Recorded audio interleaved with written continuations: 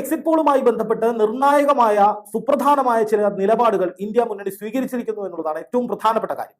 ആദ്യം തന്നെ കോൺഗ്രസിന്റെ അധ്യക്ഷൻ മല്ലികാർജുൻ ഖാർഗെ പറയുന്ന കാര്യം, അല്ലെങ്കിൽ രാഹുൽ ഗാന്ധി പറയുന്ന കാര്യം, ഈ എക്സിറ്റ് പോളിനനുസരിച്ചാണ് ഫലം വരുന്നത് എങ്കിൽ കാര്യമായ അട്ടിമറികൾ നടന്നിട്ടുണ്ട് എന്നുള്ളതാണ് നമ്പർ 1. രണ്ടാമത്തെ വാദം എന്ന് പറയുന്നത്, ഈ എക്സിറ്റ് പോളുമായി ബന്ധപ്പെട്ട ചർച്ചകളിൽ കോൺഗ്രസിന്റെ ആരും പങ്കെടുക്കേണ്ടതില്ല.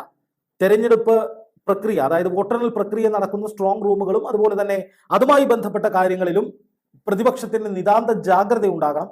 ഒരു കാരണവശാലും ഈ പറയുന്ന എക്സിറ്റ് പോളുകളിൽ ചർച്ചകളിൽ ശ്രദ്ധയർപ്പിച്ച് ഈ പറയുന്ന EVM കൗണ്ടിങ്ങുമായി ബന്ധപ്പെട്ട ജാഗ്രത നഷ്ടപ്പെടുത്തരുത് എന്ന സുപ്രധാനമായ നിർദ്ദേശമാണ് കോൺഗ്രസ് തങ്ങളുടെ ബൂത്ത് ഏജന്റുമാർക്കും അണികൾക്കും നൽകിയിരിക്കുന്നത്. നിതാന്ത ജാഗ്രത ഈ തെരഞ്ഞെടുപ്പ് ഫലം വരുന്നതുവരെ എല്ലാവർക്കും ഉണ്ടാകണമെന്ന് ഇന്ത്യ മുന്നണിയുടെ ഭാഗമായിട്ടുള്ള കക്ഷികളും തങ്ങളുടെ അംഗങ്ങൾക്ക് നിർദ്ദേശം കൊടുത്തിരിക്കുന്നു.